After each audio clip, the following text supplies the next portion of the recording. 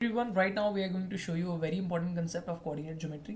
Suppose ये हमारे पास है x एक्सिस और ये हमारे पास हो गया है y एक्सिस. ओके, यहाँ पे हम मान लेते हैं कि हमारे पास एक कोऑर्डिनेट है 3 और यहाँ पे हम मान लेते हैं कि एक 2 कोऑर्डिनेट है और ये पॉइंट हो गया हमारा ओरिजिन का पॉइंट.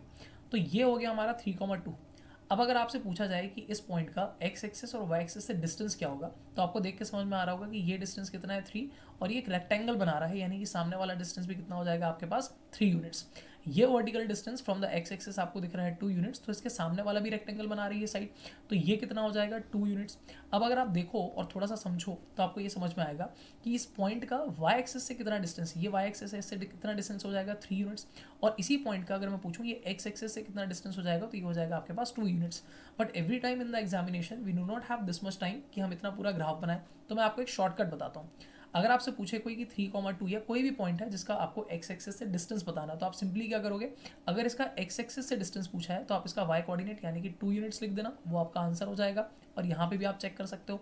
और अगर आपसे कोई पूछे कि इसका y एक्सिस से क्या डिस्टेंस है, तो सिंपली आप इसका x कोऑर्डिनेट लिख देना, जो कि 3 यूनिट्स हो जाएगा. बट आपको एक चीज़ याद रखनी है जो कि बहुत ज़्यादा इंपॉर्टेंट है, कि अगर मैंने पूछ लिया कि 8,-9 सपोज मेरे पास कोई पॉइंट है जिसका अगर मुझे x एक्सेस से डिस्टेंस बताना है, तो आप y कोऑर्डिनेट के चक्कर में -9 मत लिख देना, दिस विल बी 9. क्यों? क्योंकि डिस्टेंस कभी भी नेगेटिव नहीं होता है. सो कमेंट सेक्शन में बताओ कि 4,-7 का x एक्सेस से क्या डिस्टेंस होने वाला है.